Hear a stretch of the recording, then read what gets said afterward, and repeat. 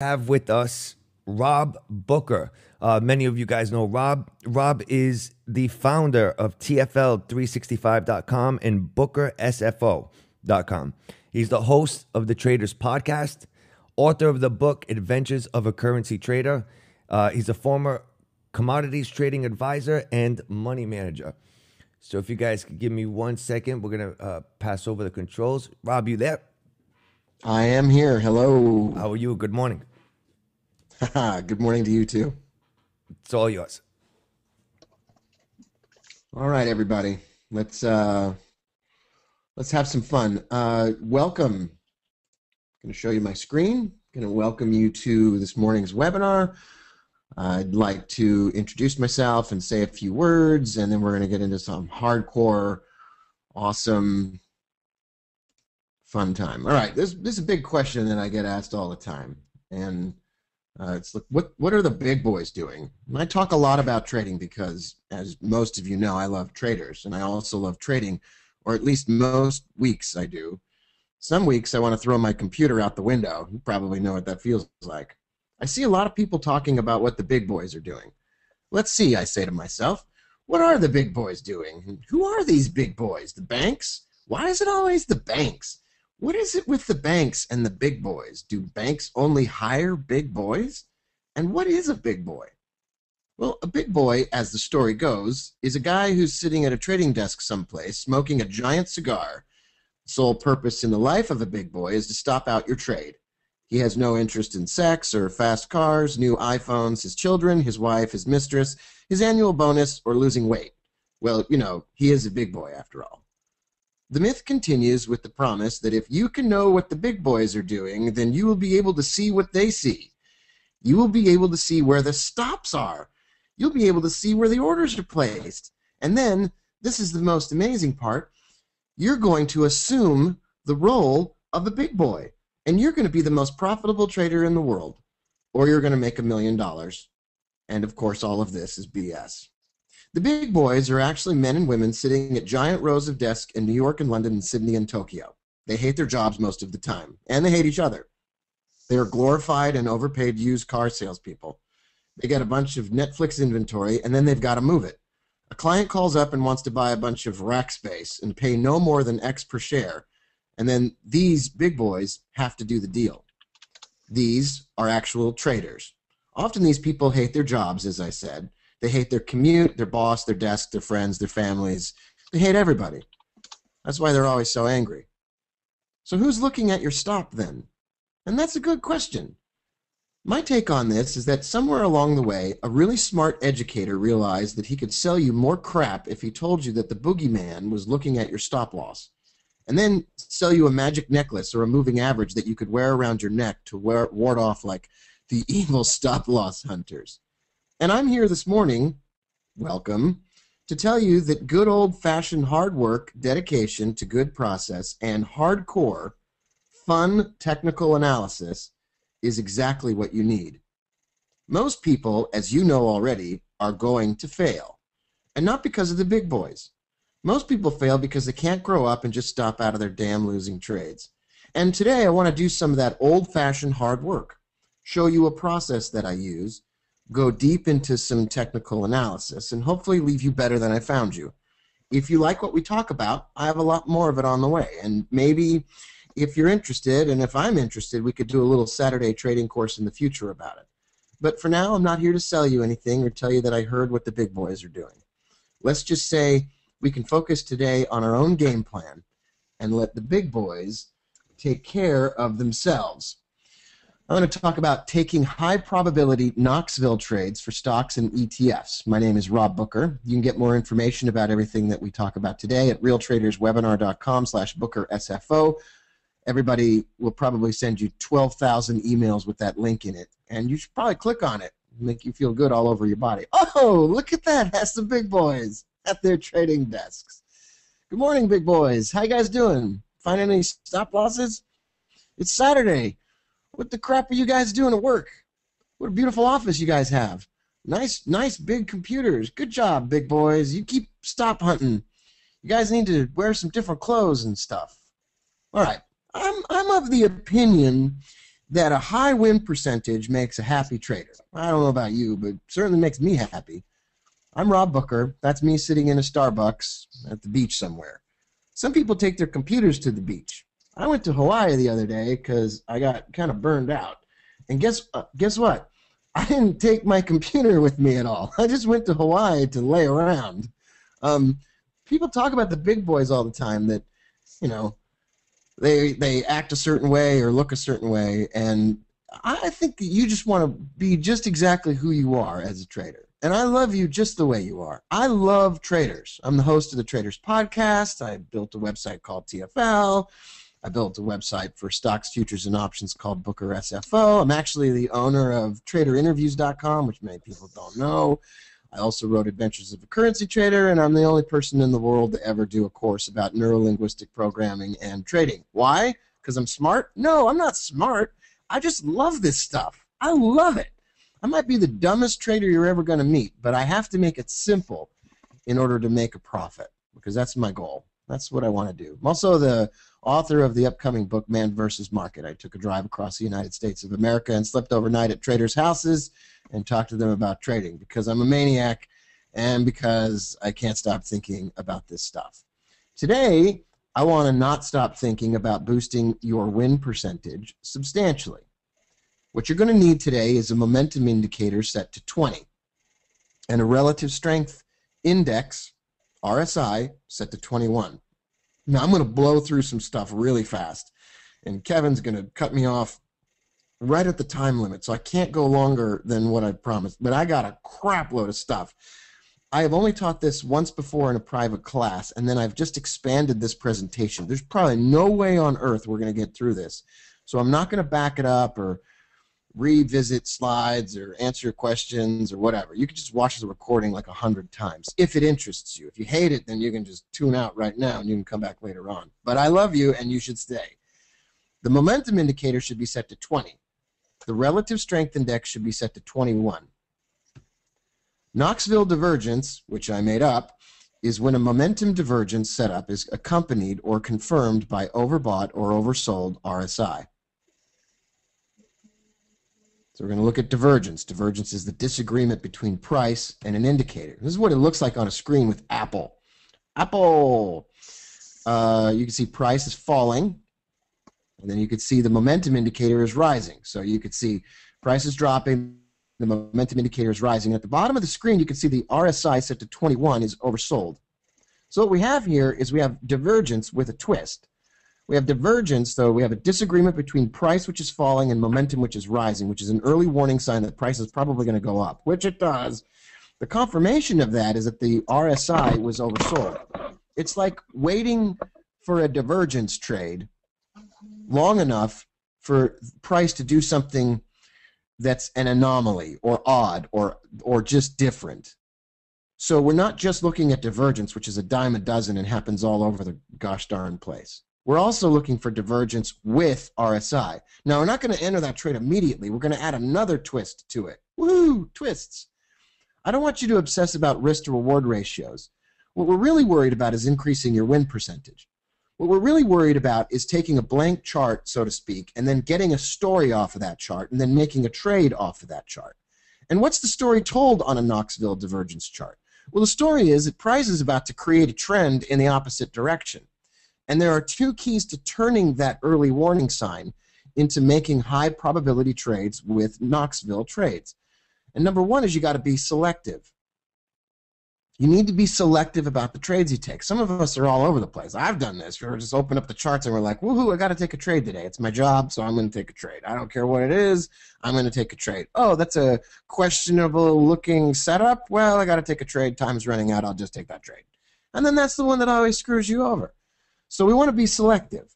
Number two, we want to be aggressive. When we are selective, we got to pull the trigger when it's time. And that's what I want to talk about today, giving you the confidence to pull the trigger. I want you to increase your win percentage to 85 to 90% or better. I know that sounds absolutely ridiculous. I know that sounds ridiculous. And I'm just going to tell you right now, it's all about being selective, and then it's all about being aggressive. And I'll show you that today. There's no secrets today. Like, there's no leftover. Like, we could talk more about it later, But I'm really going to get hardcore in just a second, so I hope that you are interested in technical analysis. I think that this will leave you happier. So my whole goal here is to leave you happy today. I want you to have a great day. I want to take high probability Knoxville trades. Remember, Knoxville divergence is a form of indicator divergence, which I made up with my brain while sitting in a coffee shop in Knoxville, Tennessee. I'm not going to tell you the story. It'll be in the book. The stock market and Knoxville are good friends. In fact, today we can really have a fun discussion about Knoxville trading for stocks and ETFs. So if you're a stock trader or an ETF trader, or you want to trade options like Mark just talked about, I'm going to give you an entry technique today that's pretty high probability, and I think that you're going to enjoy. All right, what you're going to need is the Knoxville divergence indicator, or you're going to be able to set, you need to be able to set up Knoxville divergence as I showed you on the chart with the momentum set to 20 and the RSI set to 21. And you're also going to need an additional relative strength index set to 28.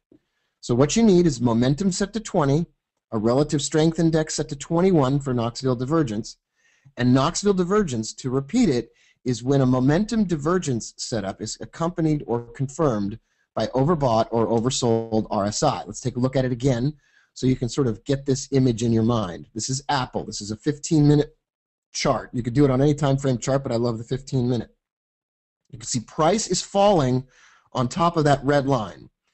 Momentum is rising during this same period of time. Across the same period of time that price is falling and momentum is rising, the relative strength index fell below oversold. Boom shakalaka. That is Knoxville divergence. That's beautiful. It's beautiful to me. It limits the number of divergences that we look at, and it makes it so that we're not like wasting our time on all kinds of BS divergence that flies all over the chart and shows itself 50, 100 million times. Knoxville divergence is, by definition, selective, because it's not just divergence, it's divergence with an added confirmation. All right, so this is an example of the Russell 2000 ETF. I just heard Mark mention this, the IWM. So this is the IWM, and you can see price is rising. At the top of the screen, you can see price rising. It's just a gently sloping, rising price. And you can see at the same time that the momentum indicator is dropping. So while price is moving up, momentum is moving down. It's pretty easy to find after you practice it 20 or 30 times. You just pull open a chart, you pull open an ETF, you pull open your favorite financial instrument, and you look for an area where price is rising and momentum across the same period of time is falling. Now you'll see here, in the same area where price is rising and momentum is falling, the relative strength index set to 21 has reached overbought. It only needs to do it once, but in this case it did it twice. This is Knoxville divergence. This is an early warning sign or an early indication that price is going to correct, that price is actually going to move down. It's an early warning sign. Now, it's not a guarantee, but it's an early warning sign, and that's what we want. We want to identify early warning signs that a trend reversal is coming. Everybody wants to know about trend trading, and I have a take on this, that you identify a trend pretty much most often too late. Trends always go longer and farther than we think they will. And by the time we all figure out that there's a trend, it's pretty much too late, or we're too scared, or we don't know how much farther it's going to go, and blah, blah, blah, blah, blah. What Knoxville divergence does is it says, hey, let me scratch in my head for a minute here. This upward trend on the IWM is possibly going to reverse pretty soon and go back down the other way and create a trend in the opposite direction, and I want to be an early player in that. I want to be early to the trend. I want to be selective about finding it, and then I want to be aggressive about capitalizing on it. So if you want to be a more successful trader, you need to be selective, probably take fewer trades, and then you need to be aggressive when you find the one you want, and you got to pound on it. This is difficult because if you take one of those two elements out of your trading strategy, you're no longer selective, but you are aggressive. Then you're going to do battle all the time on the charts without any real unique setups. But if you're selective without being aggressive, You're the greatest analyst in the world, but you never take any trades, and then you don't even stay in your trades once you're in them. We've all been in both of those positions. We've all done that. So I built an indicator to make it easier to see Knoxville divergence on a chart, so I don't have to throw up the momentum and the RSI every time on the chart. And this is what it looks like. Oh, and I also added another relative strength index to the bottom of my charts to complete the stock and ETF version of Knoxville trading. And this is what it looks like once you get everything set up. These are tradingview.com charts. They're free. The charts are free. The indicator is not. I wish I could tell you that it is. This is Rackspace, but what I've done here is shown Knoxville divergence without having to show those other indicators. So you'll see lines above price and lines below price indicating Knoxville divergence when it shows up. Remember that momentum indicator rising at the same time that the RSI goes overbought. So these red lines above the candles on this chart designate Knoxville divergence, and the red lines below the candles designate Knoxville divergence. Lines above designate bearish divergence, that price is probably going to fall. And lines below price designate that price is probably going to rise. At the bottom of my screen, you can see an RSI, an additional relative strength index, set to 28. So now we're getting deep into technical analysis. If you like putting pieces of the puzzle together and you like yourself some technical analysis, then today is your day, and I'm your guy. All right, you can watch this recording like 100 million times afterwards to get, back up to speed on all of this. But so far, what we have designated is that we want to look for divergence using the Knoxville divergence methodology, momentum and RSI. And then we're going to confirm that, last of all, with another relative strength index set to 28. So the Knoxville divergence already has the RSI set to 21. It's built into those lines you see on the chart. So you're actually going to add another RSI to the bottom of your screen. Now you could do this without any specialized indicators. It's just momentum and relative strength index. You don't need to buy anything. You can just open up your gosh darn charts and get moving. What we're going to look for our trading strategy today is Knoxville divergence on a 15-minute chart. And then we're going to watch for the RSI at the bottom of our screen to go above 60 or below 40. I'm going to give you like a million examples now, and we're going to have a great time. This, once again, is what a Knoxville divergence for stocks and ETFs chart should look like. There's a moving average in the middle of the screen. I frankly don't even know why I have it there. It probably shouldn't even be there. It's a mistake. All right. This is what it looks like. The red lines above price are bearish divergence, an early warning sign that price might fall. The red lines below price is bullish divergence, indicating that price may be about to rise. The relative strength index set to 28 at the bottom of the screen has a line drawn across the 60 mark and across the 40 mark. We're going to use that for entering trades. The next chart shows you a Rackspace sell trade. So you see Knoxville divergence at the top of the screen. You see these red lines designating that price might be ready to fall. We're not going to just sell it automatically because it's an upward trend, but we are going to sell Rackspace, or we're going to buy a put when we see the RSI at the bottom of your screen. So focus your attention at the bottom of my screen and the yellow circle and the red arrow. When the relative strength index set to 28 goes below 40, that's an indication that Rackspace is ready for a trend in the opposite direction. It's a high probability indication that it is now time to enter the trade. The stop loss goes above the absolute highs that Rackspace made during its upward trend, and we'll talk about the profit target in a bit. Once again, Rackspace has given us an early warning sign that it is going to fall, but we don't enter the trade until the relative strength index, set to 28, falls below the 40 mark on our screen. That's a weird number for the relative strength index, and most people don't talk about. You wait for a candle to close, and in this example, we're looking at the 60-minute chart, but you could look at the 15-minute, which I love, or the 4-hour. We'll look at more charts, and we'll look at longer-term and shorter-term trades as well. This is an entry with Knoxville divergence on a stock. Divergence, RSI drops below 40, we sell Rackspace. Either buy a put or we sell the stock. You want to consider, notwithstanding the example I just gave you, only buying stocks and not selling them. I think we're in a period of time right now in the economic cycle where we're bullish. You might hate President Obama. You might hate congressmen. You might hate everybody. I'm not really interested in who we hate. I'm just looking at the stock market and saying, these are pretty much good times for doing a considerable amount of buying. ETFs are a little bit different, but right now, you don't want to be looking for areas to sell Apple or sell a lot of Google or sell a lot of Netflix or sell a lot of Amazon. You know, trying to second guess that stuff can be kind of difficult. At some point in time, I will shout from the rooftops that we're ready for all that selling. But for right now, you might consider focusing a lot of your attention on buying and not selling. My friend Scott Welsh is here inside the webinar today. He and I have a strong opinion that when you focus a little bit more on a direction even, it makes you more selective. Remember I said being selective is important? You want to be selective.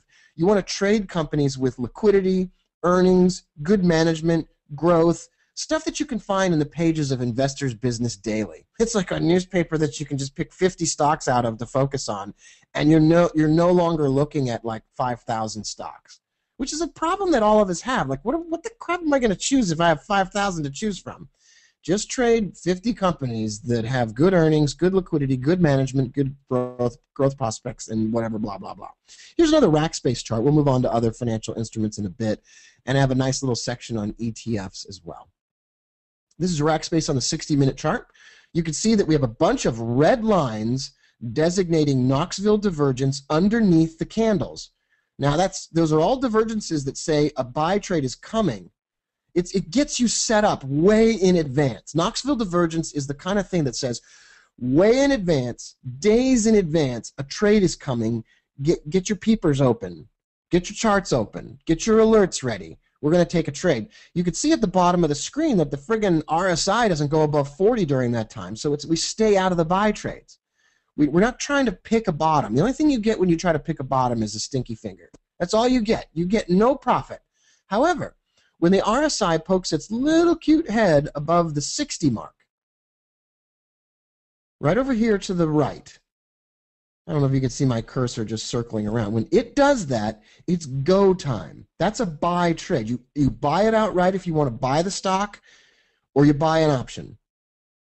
Now, you can make a bunch of money making premium, as Mark discussed a little bit earlier. I'm a fan of single directional trades. I'm not a fan of complex iron condors or Iron Man or Iron Chef trades. I'm not a fan of complex options that require you to get the square root of the quadratic equation, which will explode your head. I'm very interested in simple identification of opportunities to trade in one direction and not making it a complicated mess or trying to remove the risk from trading. I don't think that actually works. I think that when we get complexified, we end up losing more money anyway in the end. So the entry comes when the RSI pokes its beautiful little head above the 60 mark. We buy it. So that's an entry. We will get to profit targets later, and the stop loss is so simple I don't need to repeat it 700 times. It goes below the absolute lows that Rackspace made in the downward trend. What we're doing here on this chart is in about 1 minute identifying that a new trend is beginning going in the opposite direction. I said 15 minutes when you got the email, but it takes you about 1 minute. That's it. That's the whole thing. This is Netflix, and this is a sell opportunity. Let me show you what this looks like. It is a bearish divergence setup over here at the left. The red lines above the candles are early indications that price may fall.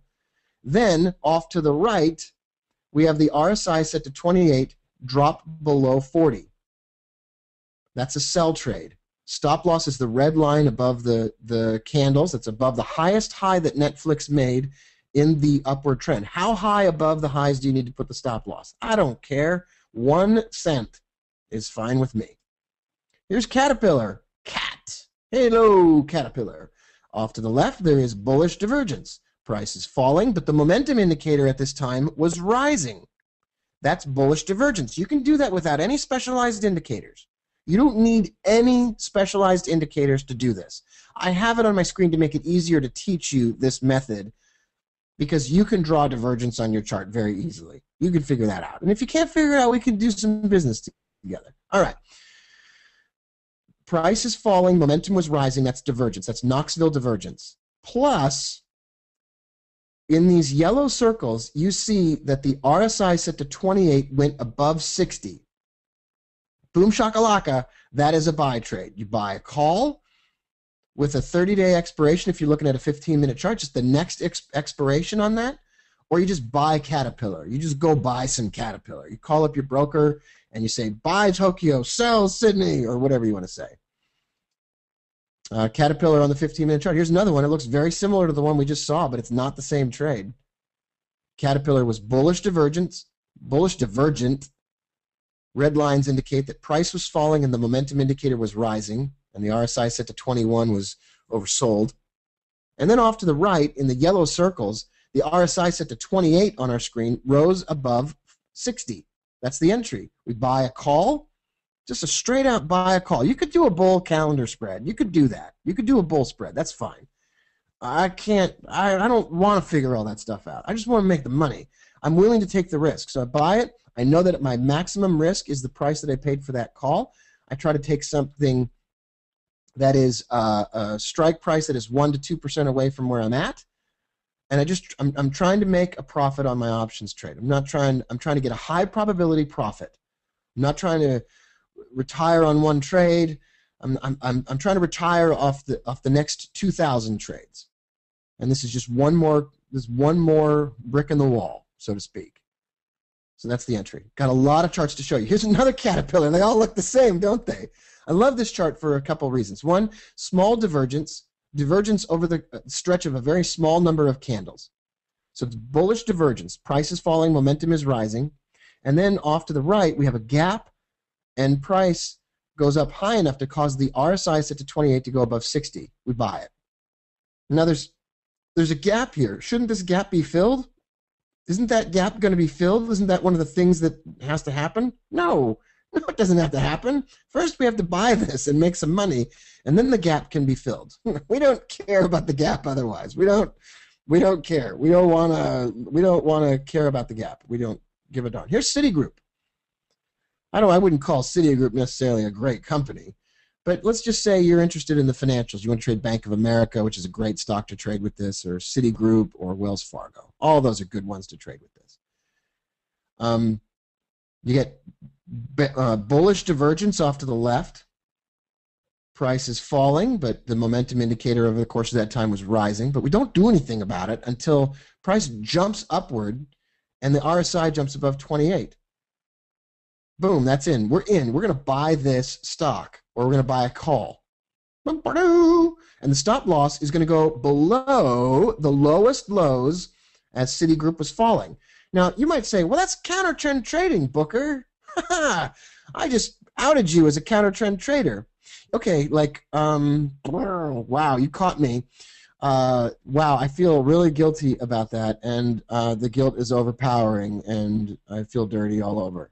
Actually, that's not true, because on the longer-term chart, Citigroup could be in a massive upward trend, and this 15-minute chart is identifying a buying opportunity with that trend. That's number one. Number two, every trend has to start somewhere. You could call this a counter-trend trade, or you could call this an early trend trade. Trends are identified by higher highs and higher lows, or lower lows and lower highs. You can use simple trend lines to identify trends. Trends are broken when those trend lines are broken. Knoxville divergence is a way to identify essentially that a trend has been interrupted massively. Not just a correction, not just an impulse to correction, not an Elliott wave correction, but a massive end of the Elliott wave cycle and a new beginning for this stock or ETF. So I don't feel comfortable with the phrase counter trend trading, because it has a connotation that what we're doing is going against the grain or the big boys or the money or whatever. And I think that's all BS. I think that the money is made when you are selective and then when you are aggressive. The real money is made when you can hold on to your winners, but you can dump your losers. That's the real money is made. But you can't hold on to your winners for a long time if you're getting in at the very end of a trend when it's obviously identifiable as such. What you're doing when you buy Citigroup at this time is you are buying from people who are still selling Citigroup. The masses of trading people are still selling Citigroup here. And you're like, not for me. I saw something that somebody else doesn't see. I organized things on my charts to identify something that other people can't see. And if they can see it, they don't have the guts to do this with me. So you will find yourself out on your own a bit here. Now I'm a little bit of company for you. Citigroup, 15-minute chart. Same deal, bullish divergence. You can see here that at the bottom of the screen, there's all kinds of bullish divergences. 1, 2, 3, 4. These are areas where price was falling, but the momentum indicator was rising, and the RSI set to 21 went oversold. But we didn't get a trade. It wasn't enough that this was bullish divergent. Remember, we're being selective. So we're going to see multiple divergences before we get a trade. That's awesome. One or more is fine. It doesn't matter. We can't take the trade until the RSI set to 28 at the bottom of my screen goes above 60. But when it does, it's game on. Stop loss goes below the lowest lows that Citigroup made in that setup, which is down here below these lows, and we'll talk about the profit target in a few moments.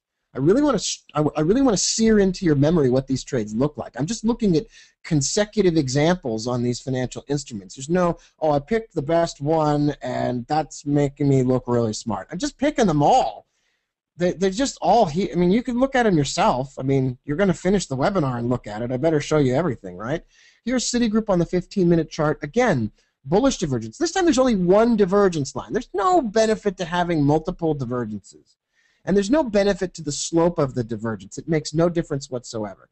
And you can look at this on a 5-minute, a 1-minute, a 15-minute, a 60-minute, a 4-hour, a daily, a weekly, or a monthly chart. It doesn't matter.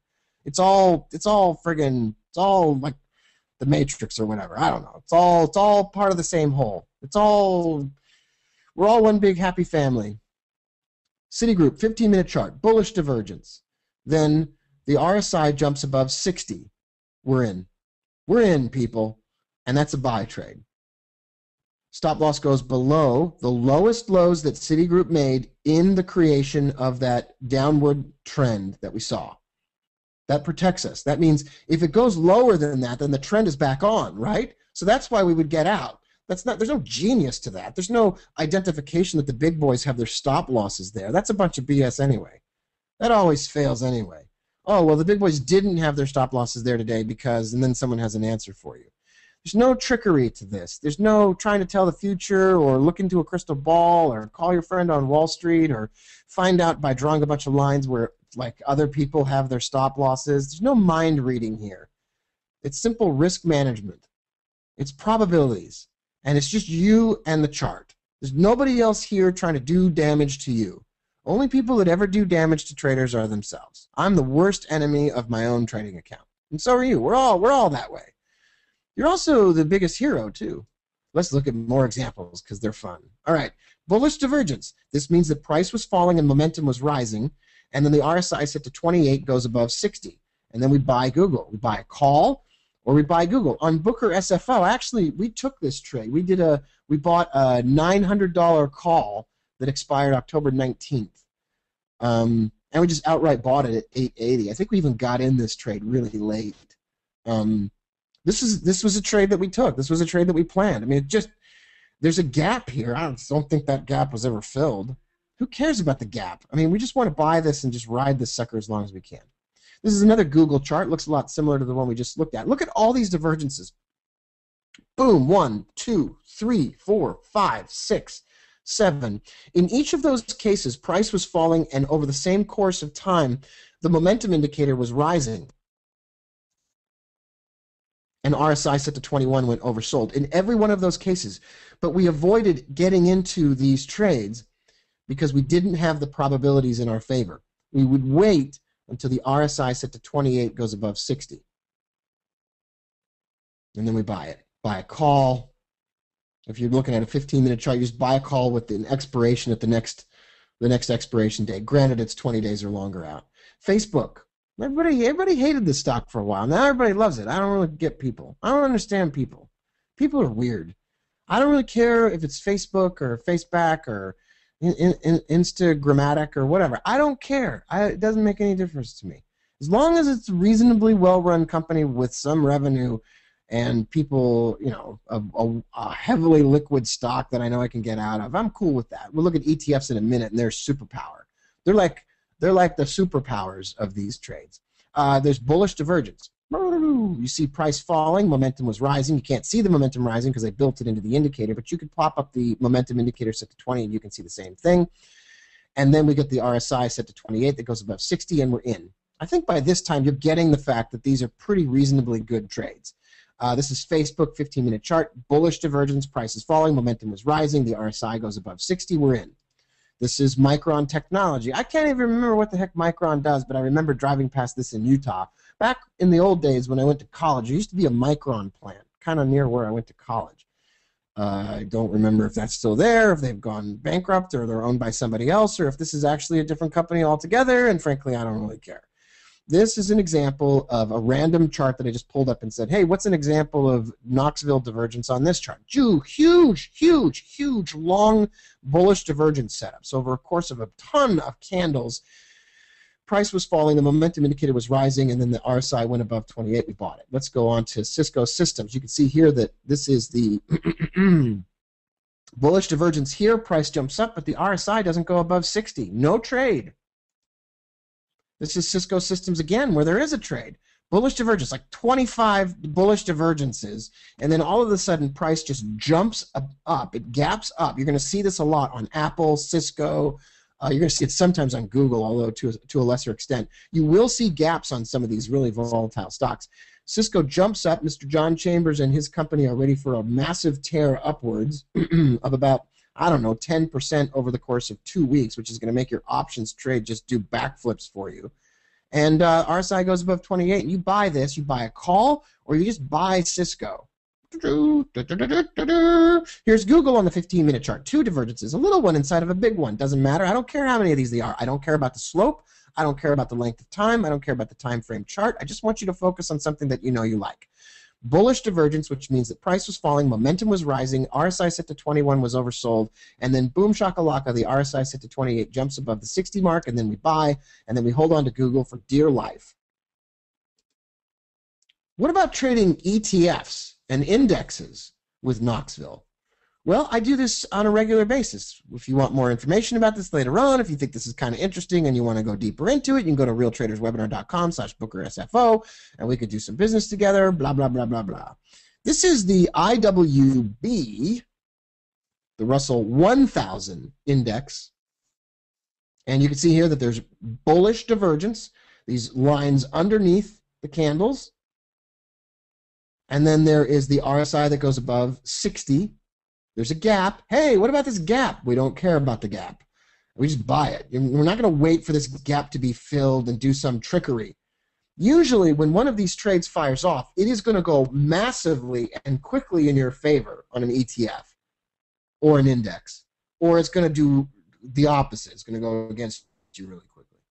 And in this case, it just goes in your favor really quickly. So you get a lot of early warning that this is happening and this is on the way, and then it happens, and you have essentially on this 15-minute chart, you have about 2 hours in which to take this trade.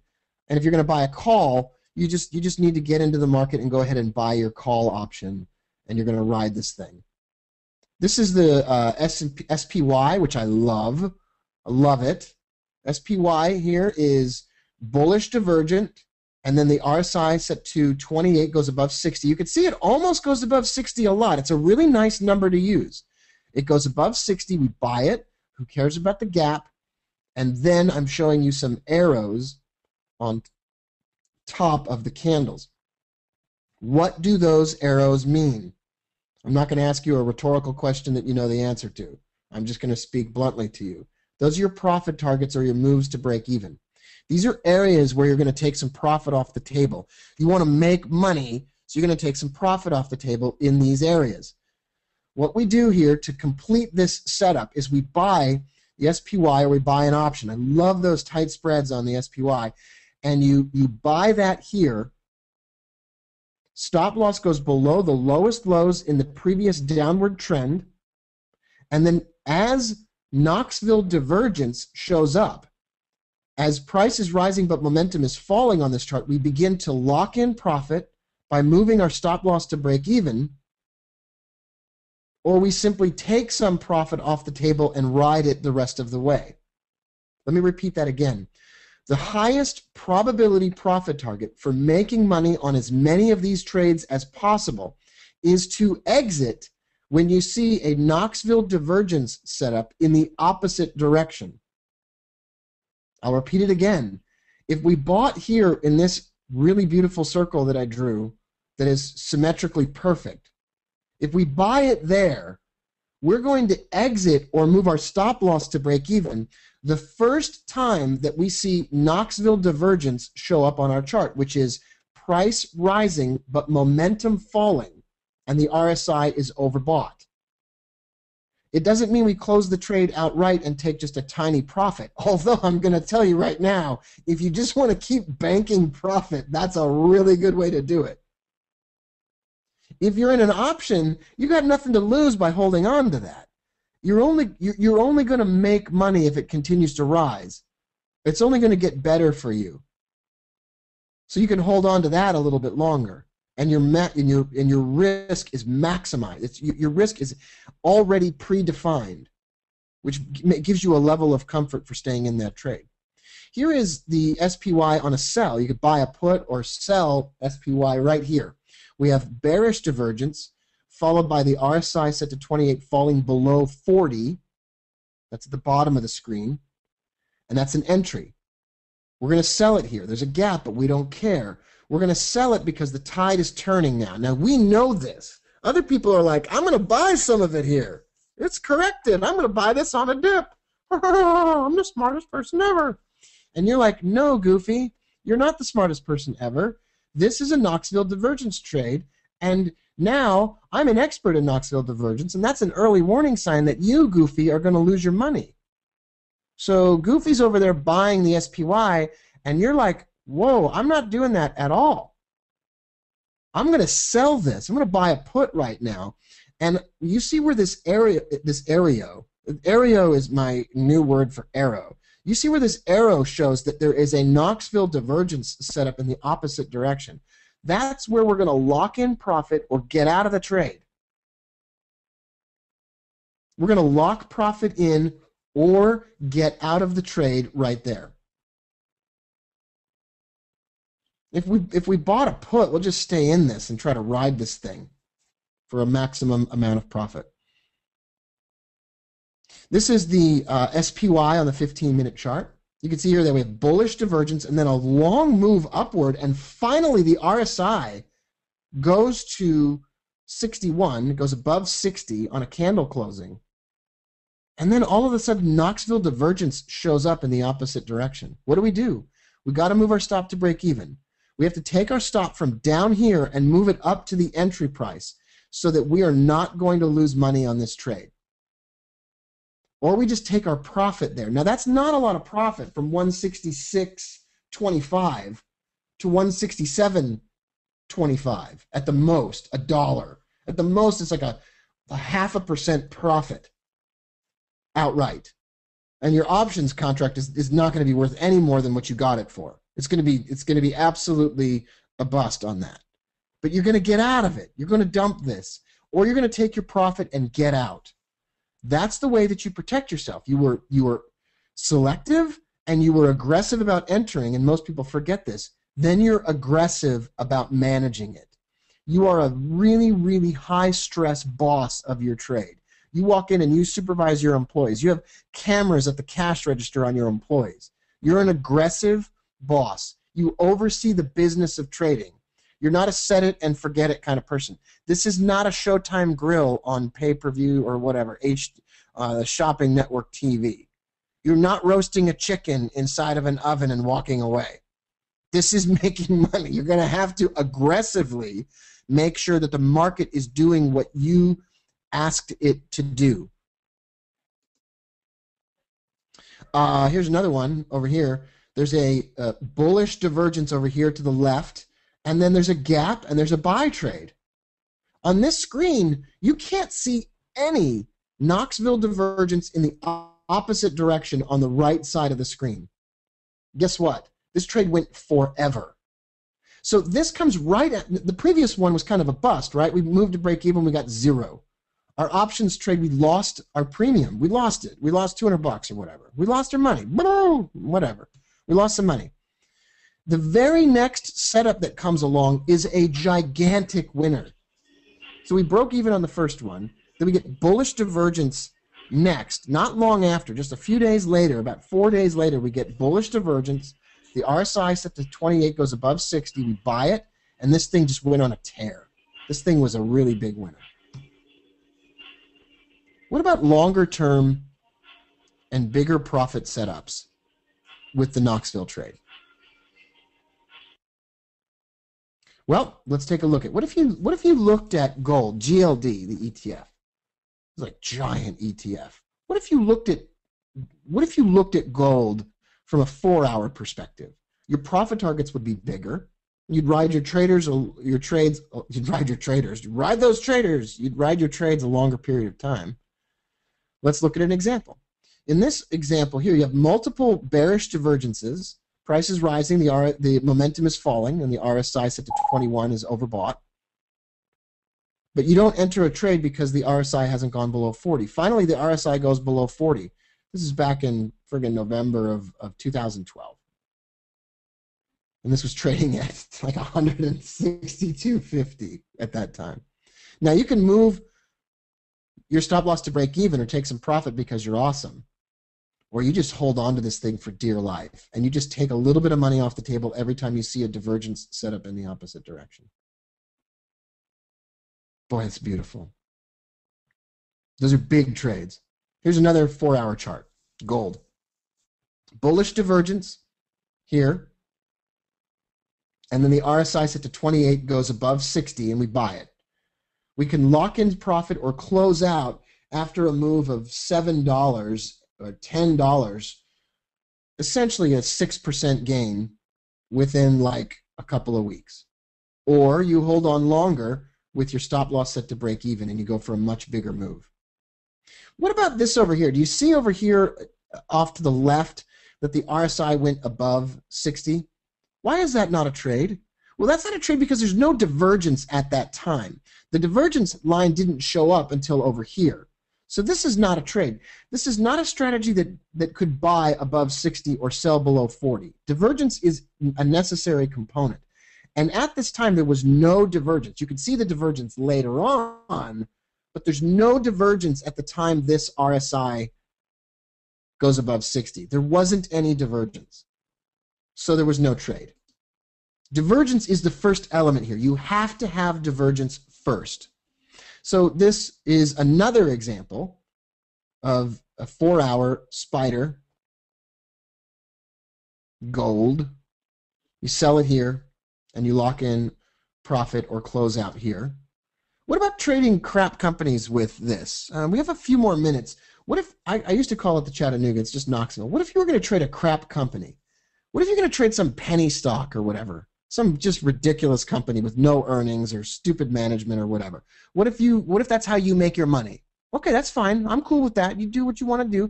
You might want to wait for RSI to move beyond the 60 or 40 level twice before entering the trade on these. This is Groupon, probably previously the worst run company in the technology sector. I don't have anything personal against Andrew Mason. I think the guy's pretty smart, and he was probably a really great boss to work for. But Groupon was a terrible company under his management. I mean, it just was not doing well. So Groupon on the 15-minute chart had bullish divergence, and then the RSI went above 60. I like waiting for the RSI to cross 60 twice, especially with a crap company like Groupon or BlackBerry or whatever else. You know, just so you don't get faked into a trade on a company that really isn't supposed to be going up right now. You know, like they're not good companies. Why would they be going up? So this is BlackBerry Limited. This is a BBRY. And you can see here that there was a bunch of bullish divergence, but you didn't enter on the first move above 60. You did it on the second move above 60. Why? Because it's a crap company. We're not going to trust the first signal. This is Yahoo. I hate to put Yahoo in this.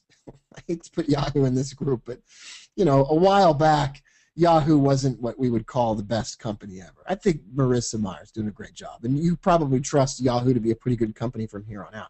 But Yahoo's really riding the wave of a resurgent interest in technology stocks, regardless of their profit. But they're making some good moves. They might buy. I bet they buy Snapchat or something like that. I bet they do some ridiculous move that proves we're in a bubble. I bet they pay $1.5 billion for Snapchat. So anyway, Yahoo is popping above the 60 on the 28 RSI, and we don't get in. It does it a second time, and then we get in. That's a better trade. Remember that the profit target is Knoxville divergence in the opposite direction. So if we're trading the SPY, we're going to enter over here when the RSI goes above 60, and then we're going to exit over here to the right when there's Knoxville divergence in the opposite direction. All right, I don't know what other slides come after this, but I'm going to check those slides out. Oh yeah, we got a bunch of examples. Let's look at a few more examples here. Okay, so here's an entry on Pandora. I love Pandora. So iTunes Radio didn't blow Pandora up. Big surprise. Pandora's pretty awesome. You see bullish divergence over here to the left, and an entry when the RSI goes above 28, and the exit comes when bearish divergence on the Knoxville system shows up in the opposite direction. Within essentially about a week, this goes from $16 a share to $20.50 a share. That's a pretty darn good move on a 1-hour chart.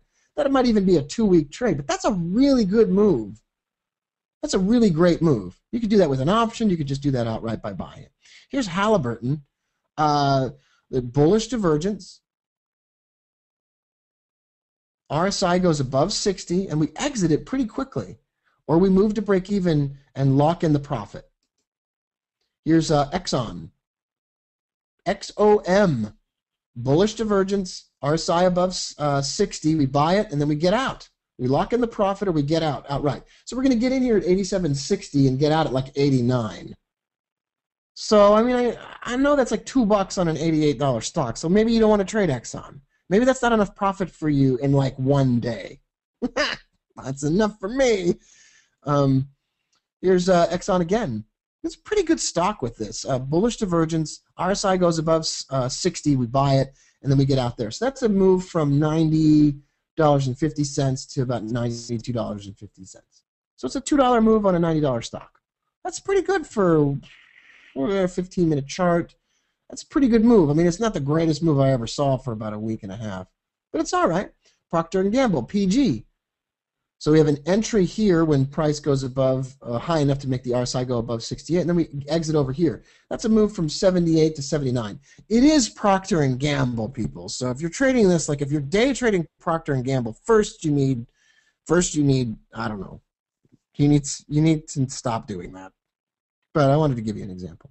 What if there's no Knoxville divergence on the exit? What if you want to exit your trade, but there's no Knoxville divergence? Well, we're wrapping up the presentation here. I'm almost done. What happens if there's no Knoxville divergence on which to exit? Well, here's the entry. So we're looking at Procter & Gamble here. Bullish divergence. The RSI goes above 60. And we enter, but there's no divergence for the exit. What are we going to do? I just take the stop loss. And I know that sounds unbelievable, but I just stay in the trade. If there's no divergence for the exit, I just stay in the trade. Just the way it goes. So let's recap. You pick quality stocks based on earnings, management, the sector, or even investors' business daily. You focus on buying, not on selling, unless you're doing an ETF, gold, SPDR, or the indexes like IWM and so forth. You're more than welcome to buy puts on those. But if you're going to trade Rackspace or Netflix or Amazon or Pandora or whatever, I would recommend you focus on buying, not on selling. Anything we do with equities is usually better with options. You're usually going to contain your risk more effectively. You're usually going to get a better risk to reward. You're usually going to get a better return on your investment. I don't think that's demanding of you. You can also start with a lower investment to do it. Never, ever, ever, ever, ever, ever move your stop loss. Ever, ever, ever, ever, ever, ever. Never buy another option. Never hold that thing longer. Never move that thing out. Never try to contain the damage by not accepting the reality, ever. Not in any area of your life. If it's not working now, it's not going to work. If it didn't work before, it's not going to work again. There's not one example that I've ever heard of a winning trader who had as their primary strategy not closing their losing trades. Ever. Never heard of it, and it's better to take the loss, even if it's 10%. Even if it's 20%. If you made a big mistake, take the loss. Do not try to be a superhero. Never, ever, ever, ever, ever move your stop loss. Ever. Ever. It's not coming back. By the time it comes back, you're going to be 150 years old, you're going to be a skeleton in your coffin, and the trade will come back, and your children will go step on your grave, unbury your body, light you on fire, throw you in the river because you just tweaked their inheritance. Move your profit target all you want if it's moving in your favor. It's the opposite of number 4. Tip number 5 is, hey, if it's going in your favor, move your profit target all you want. Lock in the thing to break even and then be aggressive. Do the opposite. Sometimes I pretend that my winning trades are losing trades, and then I stay in them forever. It's like a little mental trick. So that's me and my high probability Knoxville trades for stocks and ETFs. I'm Rob Booker. I love you, and I'm really glad that we had some time together. I hope you enjoyed the hardcore technical analysis and all the examples of the trades. And these guys at realtraderswebinar.com are the real deal. They're good friends. I love them. You can go to the link at realtraderswebinar.com/BookerSFO. You're going to get on the email list. You'll get a trade a few times a week. And you'll also get an announcement on Monday about an advanced course where we look deeper into the ETFs in particular, but also look at about 200 examples of stock trades and the problems that happen and the ways to avoid those problems. So you can go to realtraderswebinar.com/BookerSFO. I would be most pleased to send you a ton of free stuff as well as a couple announcements about upcoming courses as well. Kevin and Mark, I really appreciate the invite. I was glad to be here. I'm sure there's some great stuff coming up next.